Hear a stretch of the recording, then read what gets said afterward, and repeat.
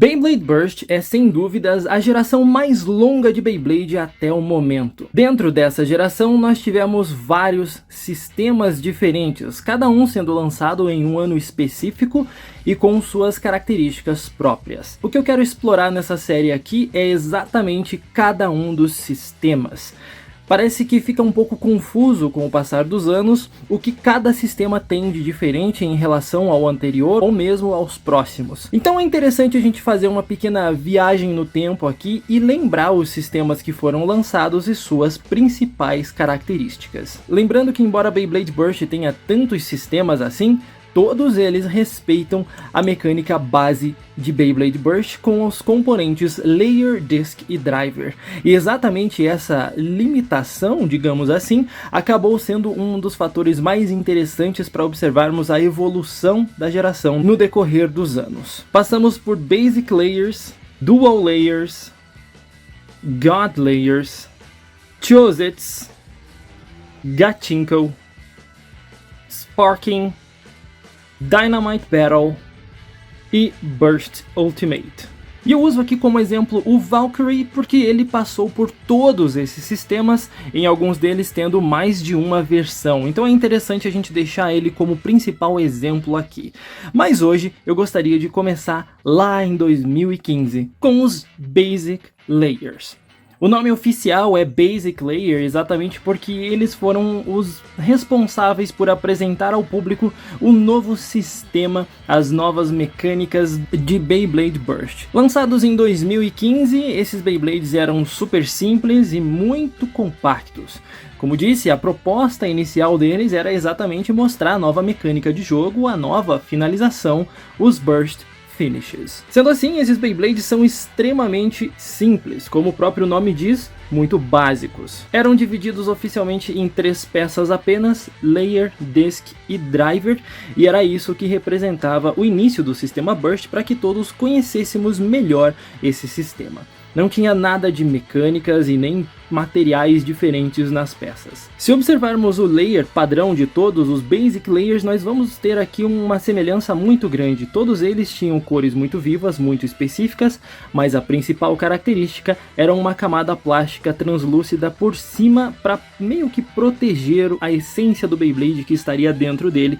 No caso aqui eu estou utilizando como exemplo o layer do Valkyrie. Todos os Beyblades Burst Basic Layer tinham essa mesma ideia de ter essa proteção em volta, meio que como se fosse uma energia invisível para poder atacar ou defender os seus oponentes. Apesar da simplicidade, os Basic Layers contavam com designs muito bem elaborados e, lembrando, eram responsáveis por apresentar o sistema Burst a todos que estavam conhecendo o Beyblade naquele ano e também aos já acostumados com a franquia foi uma grande novidade. Principalmente o sistema de travas no sistema Basic Layer era muito mais simples e as travas eram muito mais finas, o que causou certo desgaste, principalmente nos Valkyries da época, e isso foi um grande problema na época, fazendo com que as pessoas tivessem que comprar vários Valkyries porque eles gastavam muito fácil. Embora a estrutura básica dos Beyblades Burst fosse muito semelhante, cada um tinha uma característica única, um design único e uma silhueta única.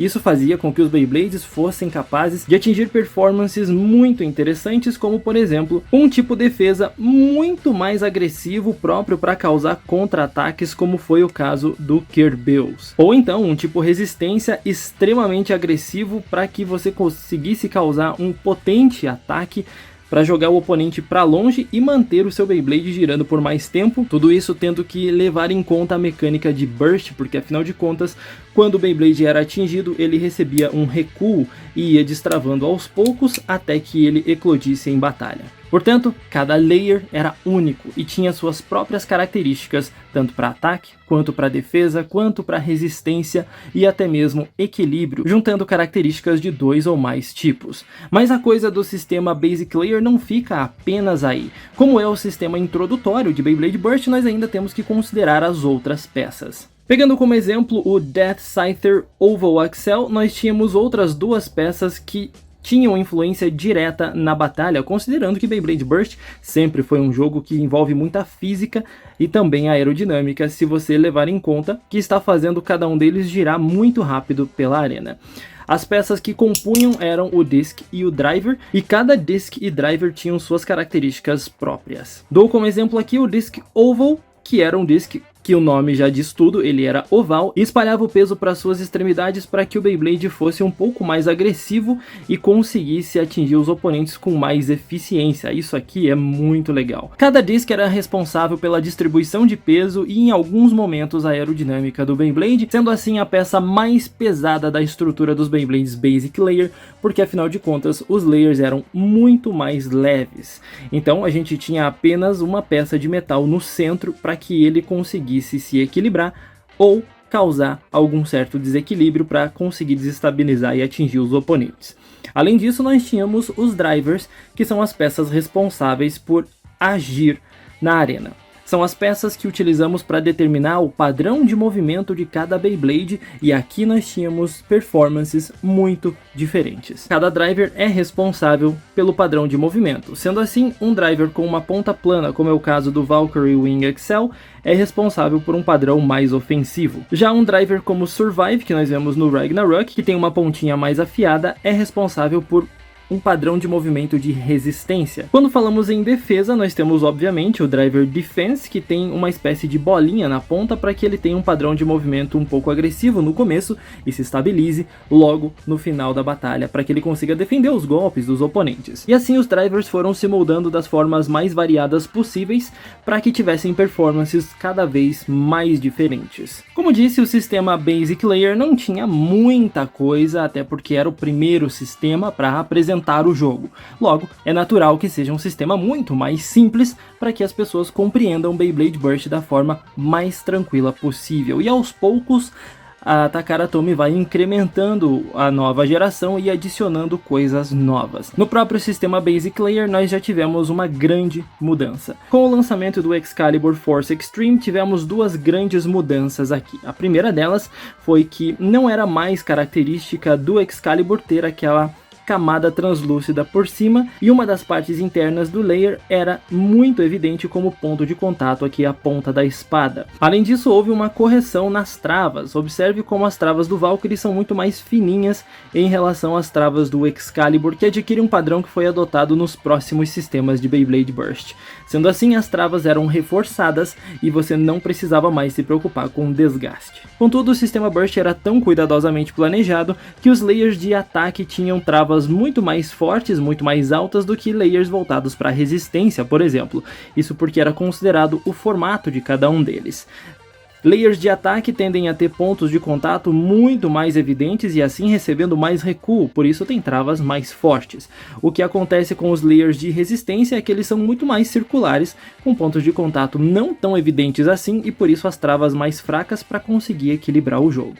E foi exatamente essa simplicidade para apresentar o sistema Burst que conquistou muitas pessoas na época, ao mesmo tempo que desagradou aos outros que não conseguiam compreender muito bem que uma nova geração precisa de modelos mais simples para que seja apresentada ao público como sempre foi.